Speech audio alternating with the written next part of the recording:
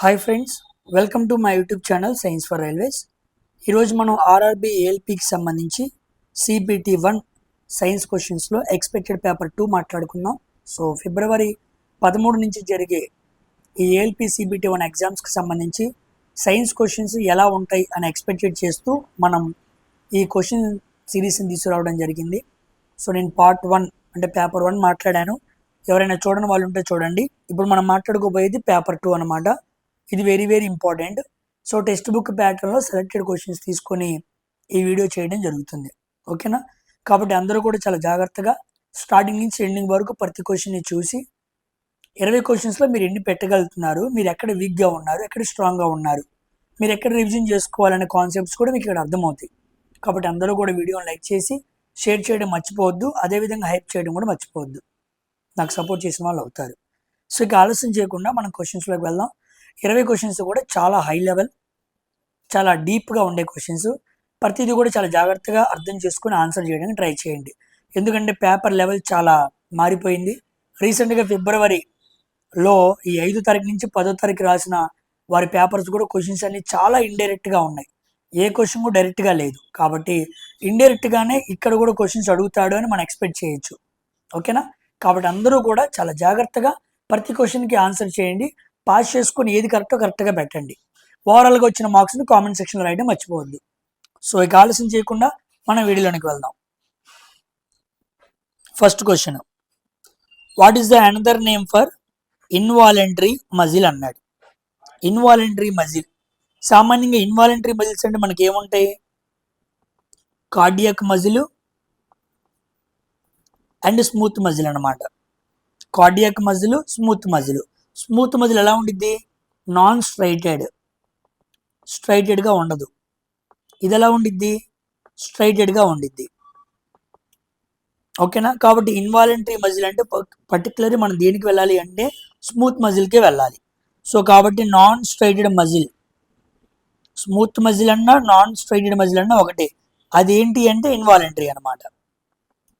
Involuntary. ఓకేనా? మన ప్రమేయం లేకుండా కంట్రోలింగ్ మొత్తం ఆ మజిల్స్ ద్వారా జరుగుతూ ఉండిద్ది అనమాట. కాబట్టి smooth muscles are non striated muscles, those are involuntary. గుర్తుపెట్టుకోండి. ఇది కూడా ఇన్వాలంటరీయే కానీ స్ట్రైటెడ్ అనమాట. సో ప్యూర్గా ఇన్వాలంటరీ అనగానే మన స్మూత్ మజిల్నే పెట్టాలి, కార్డియాక్ మజిల్ని పెట్టకూడదు. Cardiac is striated involuntary, smooth muscle is non striated involuntary.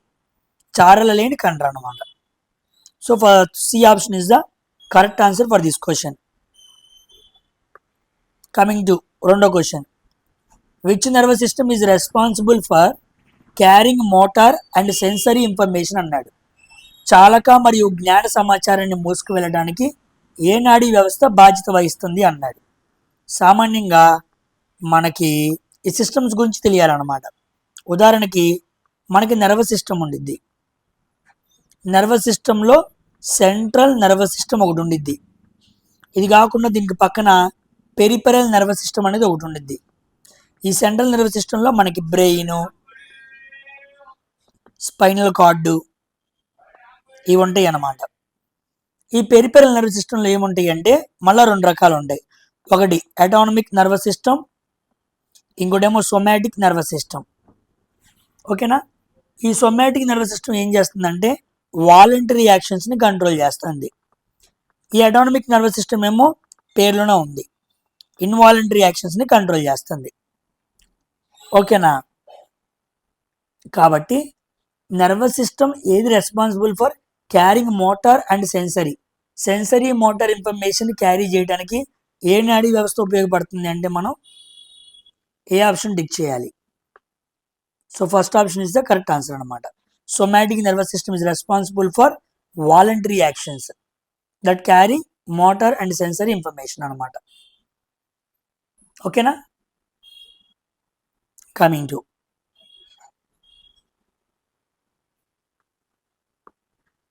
Third question,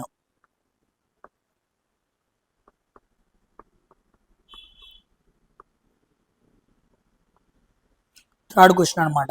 the break down of glucose in cytoplasm results in the formation of అన్నాడు.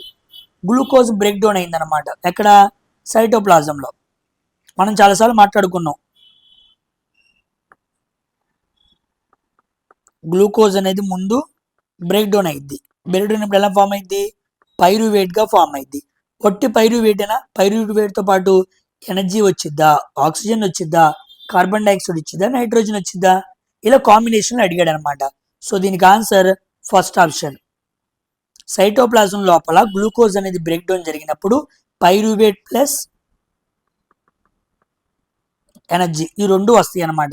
Pyruvate is the 3 carbon molecule.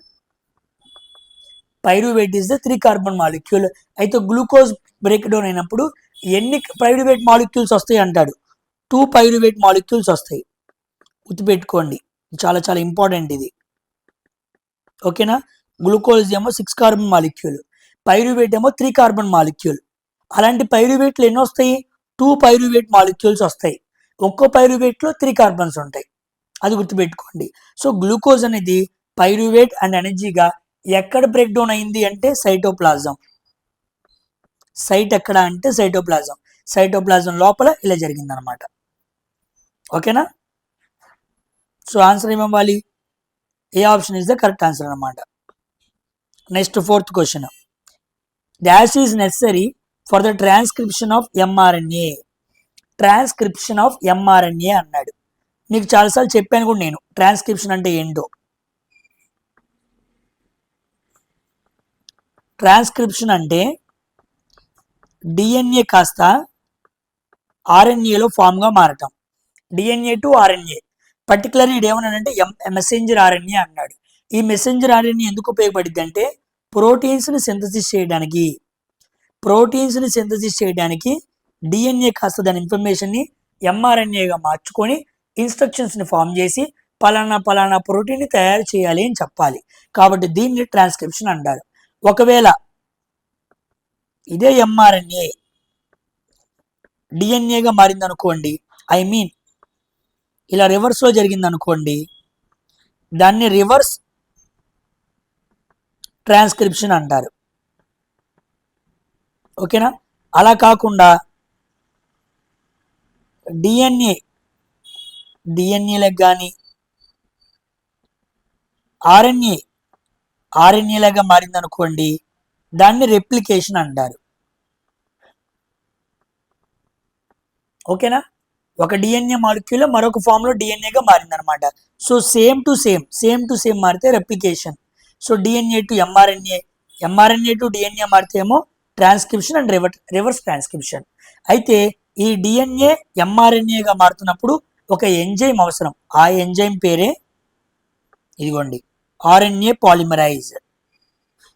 RNA polymerise అనే enzyme లేకపోతే ఒక DNA RNA మాలిక్యూల్గా form అవుతుంది అనమాట. కాబట్టి second option is the correct answer for 4th question. RNA polymerise అనే enzyme మనకు కావాలి. ఇది కాదు, ఇది కాదు, ఇది కాదు. ఓకేనా? నెక్స్ట్ 5వ question. The 2 versions of a trait which are brought in by the male and female gametes are situated on అన్నాడు. స్త్రీ మరియు పురుష బీజ కణాల ద్వారా వచ్చే ఒక లక్షణం యొక్క 2 వర్షన్స్ ఎక్కడ ఉంటాయి అన్నాడు. మనం మాట్లాడుకున్నాం కదా, జీన్ అనేది ఒక ఐఫోన్ అనుకుంటే ఐఫోన్లో వర్షన్స్ ఉన్నట్టు జీన్లో కూడా వర్షన్స్ ఉంటాయి. ఆ వర్షన్స్ని ఎలీల్ అనాలి. జీన్లో ఉండే వర్షన్స్ని ఏమనాలి? ఎలీల్ అనాలి. సో ఎలీల్లో మనకు 2 వర్షన్స్ ఉంటాయి. డామినెంట్ ట్రైట్, రెసెసివ్ ట్రైట్ అనమాట. అంటే ట్రైట్ అంటే ఒక లక్షణం. ఒక లక్షణానికి 2 వర్షన్స్ ఉంటాయి. ఒకటేమో మేల్ నుంచి వచ్చింది, ఇంకోటేమో ఫీమేల్ నుంచి వచ్చింది. ఈ మేల్ నుంచి ఫీమేల్ నుంచి వచ్చే లక్షణాలు ఎక్కడ ఉంటాయి అన్నాడు. Copies of the same chromosomes మీద కాపీ అయి ఉంటాయి అన్నమాట. So first option is the correct answer. ఇది కాదు, ఇది కాదు. ఓకేనా? మనం హెరిడిటీ అనే యూనిట్ మాట్లాడుకున్నాం. ఎవరైతే హెరిడిటీ వింటారో అవి వీళ్ళు పెట్టగలరు, లేకపోతే పెడతాం కష్టం. ఓకేనమ్మా? So copies of the same chromosomes అక్కడి నుంచి మనకు వస్తాయి అన్నమాట. గుర్తుపెట్టుకోండి, ట్రైట్ అంటే 2 లక్షణాలు ఉంటాయి. Dominant, recessive. జీన్లో లక్షణాలు అనమాట, వర్షన్స్ అనమాట. Coming to 6th question. Which of the following statement is correct with reference to the reproduction in plants. మొక్కల్లో ప్రత్యుత్పత్తికి సంబంధించి ఏది సరైనది అన్నాడు. చూద్దాం. In asexual reproduction plant produce seeds identical to the parent అన్నాడు. ఎస్, కరెక్టే. అసెక్షువల్ అంటే అలైంగిక ప్రత్యుత్పత్తిలో తల్లిని పోలిన పిల్ల విత్తనాలు ఎగ్జాక్ట్గా అలాగే ఉంటాయి. ఐడెంటికల్ అంటే సేమ్. ఓకేనా. నెక్స్ట్, ఇన్ సెక్షువల్ రీప్రొడక్షన్ లైంగిక ప్రత్యుత్పత్తిలో పేరెంట్స్ అండ్ ప్రోజని తల్లిదండ్రులు మరియు సంతానం ఒకే జన్యు నిర్మాణాన్ని కలిగి ఉంటాయి. సేమ్ అన్నాడు. కాదు, సేమ్గా ఉండవు. తండ్రి ఎలా ఉన్నాడో పిల్లోడు కూడా అలాగే ఉంటాడా? తండ్రిని పోలి పిల్లోడు ఉంటాడు తప్ప తండ్రిని ఎగ్జాక్ట్గా పిల్లోడు ఉండడు. తల్లిని పోలి పిల్ల ఉండదు. ఎగ్జాక్ట్గా అలాగే రారు, కాస్త సిమిలర్గా ఉంటారు. సిమిలర్ అని రాయాలి, నాట్ సేమ్ అని రాయకూడదు. కాబట్టి ఓన్లీ ఫస్ట్ ఆప్షన్, ఒకటో ఆప్షన్ మాత్రమే రైట్. గుర్తుపెట్టుకోండి. అసెక్షువల్లో ఏమో ఐడెంటికల్ లేదా సేమ్ అని ఉండాలి, సెక్షువల్లో సిమిలర్ అని ఉండాలి. అంతేగాని సేమ్ జెనెటిక్ మేకప్ ఉండదు.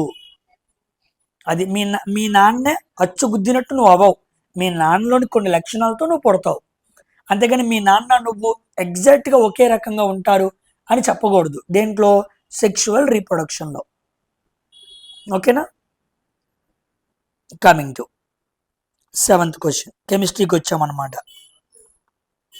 Which are the following statements about Thomson model of an atom is incorrect అన్నాడు. థామ్సన్ మోడల్, థామ్సన్ పరమాణు నమూనా గురించి సరికానిది ఏంటి అన్నాడు. ఫస్ట్ ఆప్షన్ చూద్దాం. Atom is electrically neutral. Okay. Charges are not equal అన్నాడు. ఇది తప్పు. ఏం చెప్పాడు? థామ్సన్ పుచ్చకాయ నమూనాలో పుచ్చకాయ పల్పేమో పాజిటివ్ ఛార్జు, గింజలేమో నెగిటివ్ ఛార్జు, రెండు ఎలా ఉంటాయి అన్నాడు? ఈక్వల్గా ఉంటాయి అన్నాడు. కానీ వాడు నాట్ ఈక్వల్ అన్నాడు. అందుకే A option is the wrong option. That is the answer. ఇప్పుడు మిగతా చూద్దాం. Positive charge watermelon, electrons are seeds, కరెక్టే. ఛార్జెస్ ఆర్ ఈక్వల్, కరెక్టే. ఆటమ్ ఈజ్ న్యూట్రల్, కరెక్టే. పాజిటివ్ ఎంత ఉందో నెగిటివ్ అంతే ఉంది. ప్లస్ మైనస్ ఏమైపోతాయి? న్యూట్రల్ అయిపోతాయి. పాజిటివ్ స్పియర్, ఎలక్ట్రాన్స్ ఎంబెడెడ్, కరెక్టే. సో ఈ మూడు రైటే. First option is the wrong option. ఓకేనా. 8th question. The movement of molecules of a dispersed phase in a zigzag manner is termed as అన్నాడు. విక్షేపణ దశలో అణువులు జిగ్జాగ్ మూమెంట్ ద్వారా కదులుతూ ఉంటాయి అన్నమాట. అంటే ఒక పదార్థం లోపల అణువులు జిగ్జాగ్, ఇది ఒక పైన చూపించిన విధంగా ఇలాగా అలా కదులుతూ ఉంటాయి అన్నమాట. అలా జిగ్జాగ్గా కలిగే ఆ కదిలే ఆ మూలకాల మూమెంట్ని ఏమని పిలవాలి అంటే బ్రౌనియన్ మూమెంట్ అనాలి. దీన్ని బ్రౌనియన్, ఆ సైంటిస్ట్ పేరు బ్రౌనియన్ అనమాట. ఆయన ఈ చలనాన్ని గుర్తుపట్టాడు కాబట్టి ఆయన పేరు మీదుగా పెట్టారు. కాబట్టి బ్రౌనియన్ మూమెంట్స్ అంటారు. ఓకేనా. కిండాల్ ఆఫ్ కెనడీ మనకి ఎప్పుడు వచ్చింది? స్కాటరింగ్ జరిగినప్పుడు వచ్చింది, గుర్తుపెట్టుకోండి. So Brownian movement is the correct answer for this question. Zigzag అంటే మీరు ఎప్పుడు కూడా బ్రౌనియన్ మూమెంట్, జిగ్జాగ్ మూమెంట్ అన్నా బ్రౌనియన్ మూమెంట్ అన్నా ఒకటే. 9th క్వశ్చన్ జాగ్రత్తగా చూడండి.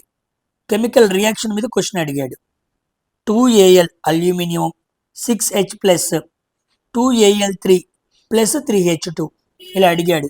విచ్ ఈస్ బీయింగ్ ఆక్సిడైజ్డ్, ఇందులో ఏది ఆక్సీకరణం చెందింది అన్నాడు.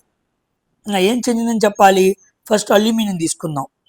అల్యూమినియం అంటే ఏంటి? 2, 8, 3 మొత్తం ఎన్ని ఎలక్ట్రాన్స్ ఉంటాయి? 13 ఎలక్ట్రాన్స్ ఉంటాయి. అవునా కాదా? ఇప్పుడు ఇక్కడికి వచ్చావు అనుకోండి, కుడిపక్కకి Al+3 అని ఉంది. దాని అర్థం ఏంటి? 3 ఎలక్ట్రాన్స్ని అల్యూమినియం ఏం చేసేసింది? ఇచ్చేస్తుంది. ఓకేనా. ఇక్కడ Al ఉంది, ఇక్కడ Al3+ ఉంది.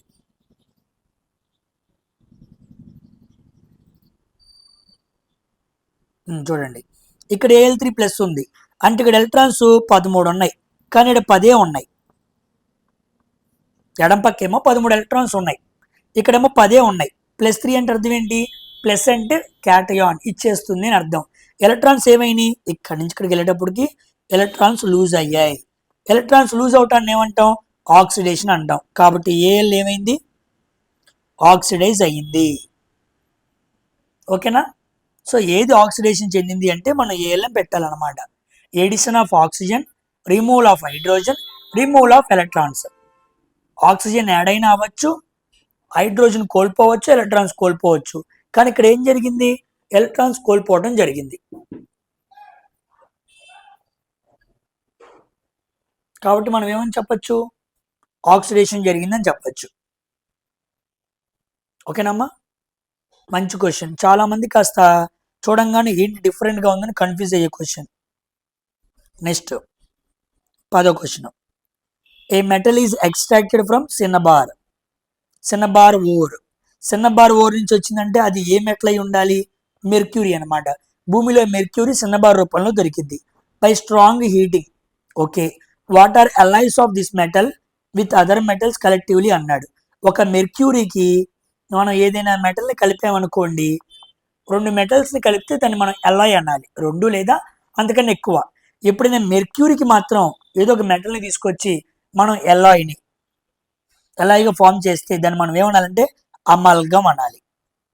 గుర్తుపెట్టుకోండి, మెర్క్యూరీతో ఏం కలిసినా దాన్ని అమల్గమ్ అనాలి. ఓకేనా. వేరేగైతే మనం ఎలాయిని పిలుస్తాం, ఒక మెటల్ ఇంకో మెటల్. ఒకవేళ 2 మెటల్స్ని కలిపినప్పుడు one of the metal mercury అయితే దాన్ని అమల్గమ్ అని పిలవాలి. Mercury atomic number 80. దాని లాటిన్ నేమ్ హైడ్రార్జినం. ఇది ఒక లిక్విడ్ మెటల్. నెక్స్ట్ 11వ క్వశ్చన్.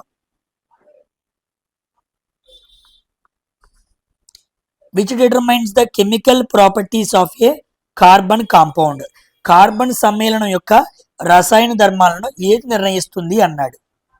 ఏముంది ఇంకా, ఫస్ట్ ఆప్షన్ ఫంక్షనల్ గ్రూప్ మాత్రమే నిర్ణయిస్తుంది. మాస్ కెమికల్ ప్రాపర్టీస్ని డిసైడ్ చేయదు, నెంబర్ ఆఫ్ హైడ్రోజన్ డిసైడ్ చేయదు, లెంత్ డిసైడ్ చేయదు. ఫంక్షనల్ గ్రూప్ అది ఆల్కహాలా, అది ఆల్డిహైడా, అది కార్బాక్సిలికా, అది ఎస్టరా, ఈదరా, అది కీటోనా అనే దాన్ని బట్టి దాని కెమికల్ ప్రాపర్టీ డిసైడ్ అయింది. కాబట్టి functional group decides the exact chemical property of that following organic compound. ఓకేనా. So first option is the correct answer అనమాట. కమింగ్ టు 12వ question. A type of freon. Freon అంటే ఇలా రాయాలి తెలుగులో. A type of freon dash was once very widely used as a aerosol sprays and refrigerants. మన ఇంట్లో రిఫ్రిజిరెంట్స్ ఉంటాయి, ఏసీలు ఉంటాయి, వాటి ద్వారా విడుదలయ్యే గ్యాసెస్ని మనం ఫ్రియాన్స్ అని పిలవాలి. ఈ ఫ్రియాన్స్ ఓజోన్ లేయర్ని బాగా దెబ్బతీస్తాయి అన్నమాట.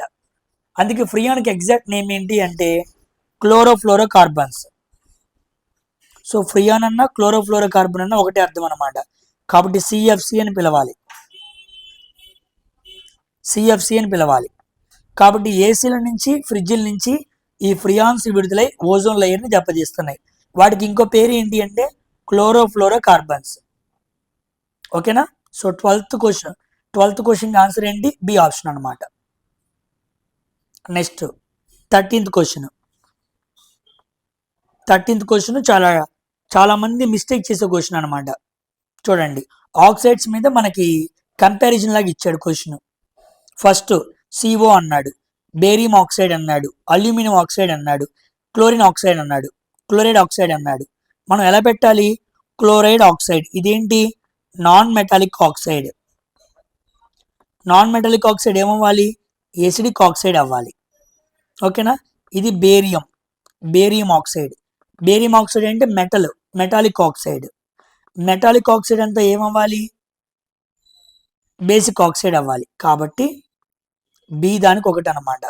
Next aluminium Al2O3. మీకు చెప్పాను Al2O3 మనం ఏమనాలి, యాంఫోటెరిక్ అనాలి. అంటే దీనికి ఎసిడిక్ ప్రాపర్టీస్, బేసిక్ ప్రాపర్టీస్ ఉంటాయి.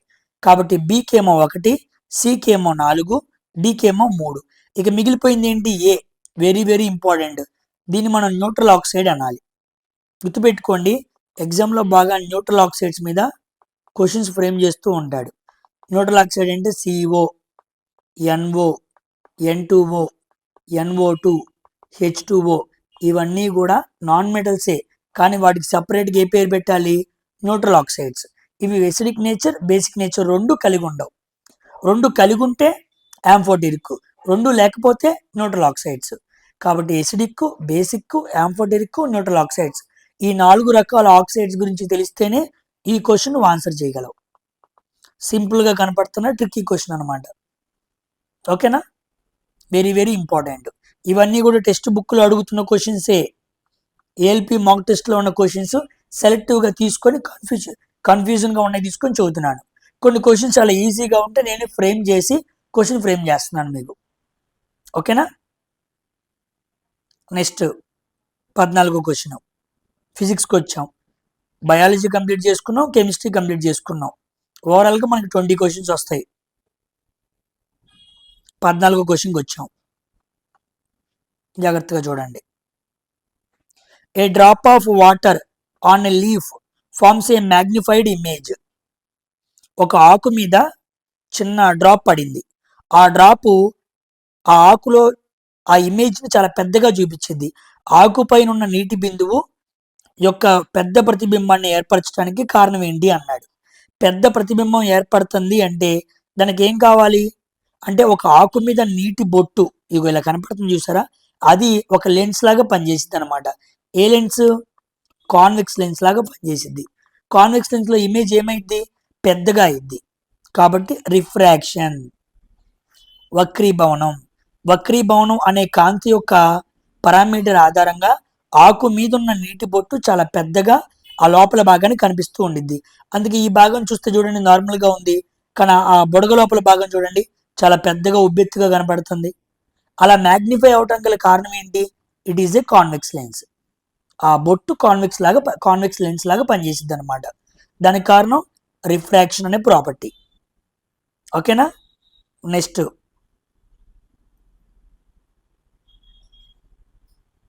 15వ question. Why do soap solution bubbles appear coloured? మన సోప్ సొల్యూషన్స్ మీద ఎప్పుడైతే లైట్ పడిద్దో, సబ్బు నీటి బుడగలు ఉంటాయి కదా, వాటి మీద లైట్ పడినప్పుడు ఏ రంగులో కనపడతాయి అన్నాడు. అవి రకరకాల రంగుల్లో ఇదిగో పైన చూపిస్తున్న ఇమేజ్లో మీకు కనపడుతూ ఉంటాయి. దానికి కారణం ఏంటి అన్నాడు. ఇంటర్ఫీరెన్స్, కాంతి వ్యతీకరణం అనే ప్రాపర్టీ ద్వారా అన్ని లైట్ రేసు ఆ బబుల్ గుండా వెళ్ళిపోయి అన్ని మెర్జ్ అయిపోతాయి, కలిసిపోయి కలగూర గంపగా మారిపోయింది. కాబట్టి అప్పుడు మనకి డిఫరెంట్ కలర్స్లో ఆ సోప్ బబుల్ కనపడుతూ ఉండిద్ది.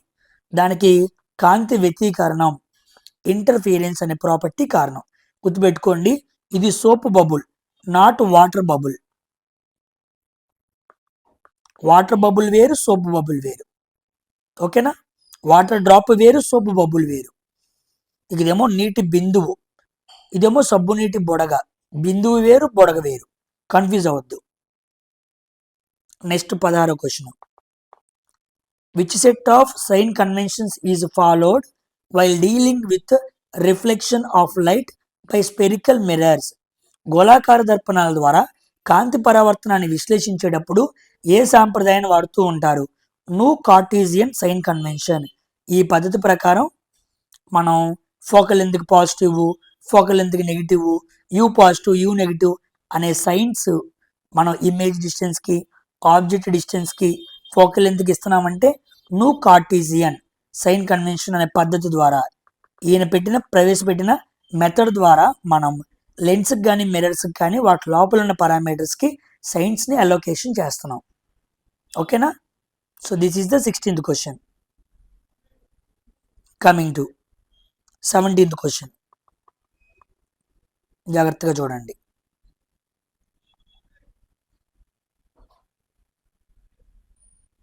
ఓకే, కరెక్ట్గా మ్యాచ్ చేయమన్నాడు మనల్ని. ఎలక్ట్రోలైసిస్ అన్నాడు. ఎలక్ట్రోలైసిస్ అంటే ఆక్సిడేషన్ డ్యూరింగ్ ఎలక్ట్రోలైసిసా? ఓకే, ఆక్సిడేషన్ అనేది ఎక్కడ జరిగిద్ది ఎలక్ట్రోలైసిస్లో? యానోడ్ దగ్గర జరిగేది ఏంటి? యానోడ్ దగ్గర జరిగేది ఆక్సిడేషన్ అనమాట. ఎలక్ట్రోలైసిస్లో మనం ఇలా మాట్లాడుకుంటాం కదా, యానోడు క్యాథోడు ఉండిద్ది. ఇది యానోడు క్యాథోడు. యానోడ్ దగ్గర ఏం జరిగిద్ది? ఆక్సిడేషన్ జరిగిద్ది. ఓ అని గుర్తుపెట్టుకోండి అన్న, కానీ వాడు రిడక్షన్ అన్నాడు అంటే డికి 4 అనేది తప్పు. సో ఇది తప్పు. నెక్స్ట్ క్యాథోడ్ దగ్గర ఏం ఫామ్ అయింది? క్యాథోడ్ దగ్గర రిడక్షన్ జరిగిద్ది. యానోడ్ దగ్గర ఆక్సిడేషన్ జరిగితే క్యాథోడ్ దగ్గర రిడక్షన్ జరిగిద్ది. కానీ అక్కడ రిడక్షన్ ఇచ్చాడా? తప్పు, ఇది కూడా కాదు. నెక్స్ట్ ఎలక్ట్రోప్లేటింగ్ అన్నాడు. ఎలక్ట్రోప్లేటింగ్ అంటే అర్థం ఏంటి? థిన్ లేయర్ ఫామ్ అవటం. ఇదిగోండి ఇది. ఎస్, బి దానికి 3, ఇది కరెక్ట్ అనమాట.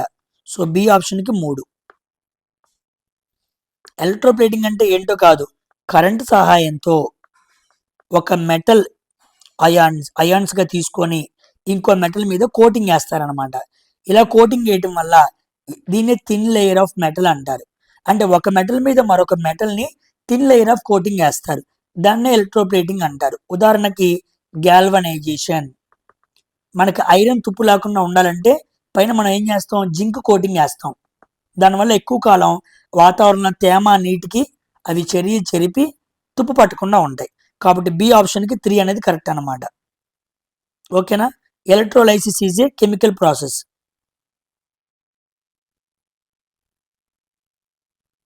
సి దానికి 4. ఎస్, కరెక్టే. మ్యాచ్ ది ఐటమ్స్ అన్నాడు. సరే చూడండి, నేను చూస్తాను. ఎలక్ట్రోలైసిస్ అంటే ఏమో కెమికల్. సో ఒకటో ఏ దానికి 2, నెక్స్ట్ బి దానికి 3, బి దానికి 3. క్యాథోడ్ దగ్గర జరిగేది రిడక్షన్ అంటే సి దానికి 4, సి దానికి 4, డి దానికి 1. ఇదనమాట. అన్ని మ్యాచింగ్స్ చెప్పాను మీకు. ఓకేనా? ఆప్షన్స్ ఏమో డిఫరెంట్గా ఇచ్చినట్టున్నాళ్ళే. సో డి దానికి 1, సి దానికి 4, బి దానికి 3, ఏ దానికి 2. గుర్తుపెట్టుకోండి, very very important. Electrolysis is a chemical process అనమాట.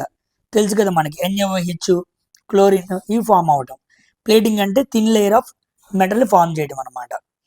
ఇక యానోడ్ దగ్గర ఆక్సిడేషన్, ఏవో, క్యాథోడ్ దగ్గర రిడక్షన్. ఈ పాయింట్ చాలా ఇంపార్టెంట్. నేను చెప్పాను కూడా, ఏ అనేది ఓవెల్, ఓ కూడా ఓవెల్, ఓవెల్ దగ్గర ఓవెల్, అలా గుర్తుపెట్టుకోండి అన్నాను. నెక్స్ట్ 18వ క్వశ్చన్.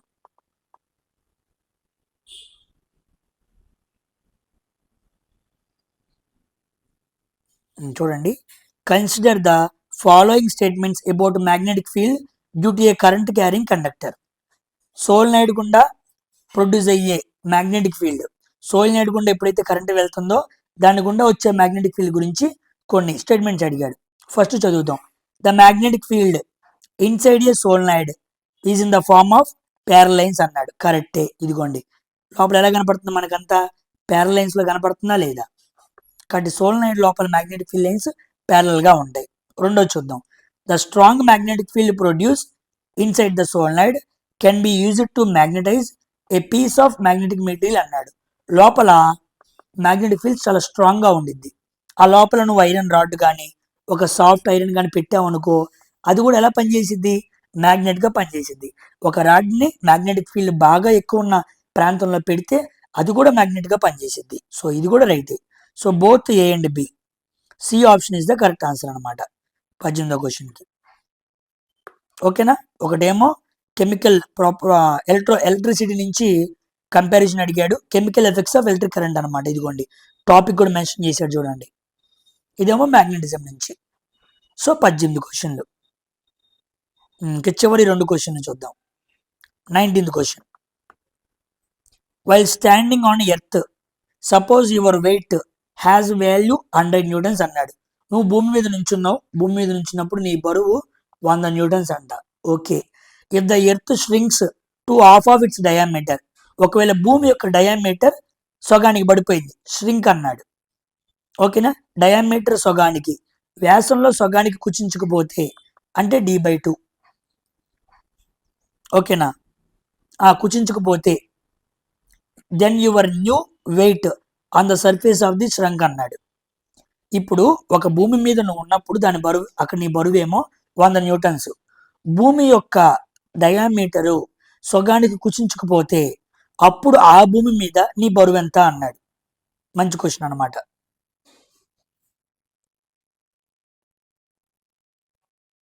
చూడండి, చూద్దాను. సామాన్యంగా small g equal to gm/r². ఓకేనా? ఇది మనకి ఫార్ములా తెలిసింది. ఇప్పుడు వాడు ఏమన్నాడు? ఆర్ అనేది 2 అయింది అనమాట. అంటే రేడియస్ ఏమైంది? సగమైంది. అవునా కాదా? So g equal to gm/r². R ప్లేస్లో మనం ఏం పెట్టాలి? r/2 హోల్ స్క్వేర్ రాయాలి. అప్పుడు g equal to gm into R square by 4. పైకి వెళ్ళింది అనుకోండి g equal to gm by R square into 4 అనమాట. ఇప్పుడు ఇది g2 అనుకోండి, ఇది g1 అనుకోండి. ఇప్పుడు వచ్చిన గ్రావిటేషన్ అంతకు ముందున్న గ్రావిటేషన్కి ఎన్ని రెట్లు? 4 రెట్లు. అంటే g వాల్యూ ఏమైంది? g వాల్యూ 4 రెట్లు పెరిగింది. g వాల్యూ 4 రెట్లు పెరిగితే వెయిట్ కూడా ఏమైంది? 4 రెట్లు పెరిగిద్ది. అంతకుముందు వెయిట్ ఎంత? 100 న్యూటన్స్. ఇప్పుడు 4 రెట్లు అంటే ఏమైద్ది? 400 న్యూటన్స్ అయింది. అంటే భూమి తన ఆ రేడియస్ కుచించుకుపోయిన తర్వాత మనిషి బరువు 400 న్యూటన్స్. బరువు ఏమైంది? పెరిగిందనమాట. ఓకేనా? సో 400 న్యూటన్స్ ఎక్కడుంది? ఇదిగోండి. Second option is the correct answer అనమాట. ఇక్కడ డయామీటర్ అనకూడదు, రేడియస్ అనాలి. ఓకేనా? రేడియస్, డయామీటర్ అనకూడదు. ఎందుకంటే మన ఆర్ కదా ఫార్ములాలో. సో ఆర్ కాస్త r/2 అవ్వాలి. సో డయామీటర్ కాదు, రేడియస్ అని పెట్టుకోండి. Next question, the final question, 20వ క్వశ్చన్. ఈ క్వశ్చన్ మీకు హోంవర్క్ ఇస్తున్నాను. ఓకేనా? ఈ హోంవర్క్ క్వశ్చన్ జాగ్రత్తగా ఆన్సర్ చేయండి. అంత ఈజీ కాదు. ఫస్ట్ స్టేట్మెంట్ చాలా విషయం తెలిసి ఉండాలి. అండ్ సెకండ్ క్వశ్చన్, ఈ సెకండ్ ఆప్షన్ ఈజీగా చెప్పేయగలరు. ఈ ఫస్ట్ ఆప్షన్ కూడా మీరు ఎంతమంది కరెక్ట్గా చెప్పగలరో తెలిస్తేనే దీనికి ఆన్సర్ చేయగలరు. సో 20వ క్వశ్చన్కి ఆన్సర్ ఏంటి అనేది కామెంట్ సెక్షన్లో రాయటం మర్చిపోవద్దు. ఓవరాల్గా ఈ 20 క్వశ్చన్స్కి మీకు ఎన్ని వచ్చినాయి అనే విషయం కూడా కామెంట్ సెక్షన్లో రాయండి. ఓకేనా? సో ఇక్కడతో నేను ఈ పేపర్ 2ని ఫినిష్ చేస్తున్నాను. సో పేపర్ 2 మనకి ఫినిష్ అయింది. సో 13వ తారీఖు నుంచి స్టార్ట్ అయ్యే ఏఎల్పి ఎగ్జామ్స్కి సంబంధించి సైన్స్ మనం ఎన్నో రోజులుగా ప్రాక్టీస్ చేసుకుంటూ వస్తున్నాం. మీకు డిస్క్రిప్షన్లో కూడా అంతకుముందు మాట్లాడిన మాక్ టెస్ట్ పేపర్స్ ఉంటాయి. ఆ మాక్ టెస్ట్ పేపర్స్ ఒక 7-8 ఉన్నాయి. ఆ 8 పేపర్లు కూడా ఫాలో అప్ అవ్వండి. 8 × 20 160 క్వశ్చన్స్ తీసుకొచ్చాను. చాలా సెలెక్టివ్ సైన్స్ క్వశ్చన్స్ అనమాట. ఇప్పుడు మనం ఎక్స్పెక్టెడ్ పేపర్ మాట్లాడుతున్నాం. ఎగ్జామ్కి ముందు మాక్ పేపర్లు చెప్పాను. ఎగ్జామ్స్ మరీ దగ్గరికి వస్తున్నప్పుడు ఎక్స్పెక్టెడ్ పేపర్స్ కూడా చదువుతున్నాను. ఇవి రెండు చూస్తే అదొక 120, ఇదొకటి 200 క్వశ్చన్స్ ఎగ్జామ్స్లో బాగా అడుగుతున్నాయి. మీ చేత ప్రాక్టీస్ చేయించి అప్పుడు మిమ్మల్ని ఎగ్జామ్కి పంపిస్తున్నాను. సో చాలా వరకు ఏ క్వశ్చన్ పోకుండా ఈజీగా ఆన్సర్ చేయొచ్చు ఇవన్నీ చూస్తే. ఇక చూడకపోతే మనం ఏం చేయలేం. కాబట్టి కంపల్సరీగా చూసి వీడియోని లైక్ చేసి హైప్ చేయడం మర్చిపోవద్దు. పేపర్ 3 అనాలిసిస్లో మనం మళ్ళీ కలుద్దాం. ఓకేనా? So thank you very much for watching science for railways. Bye.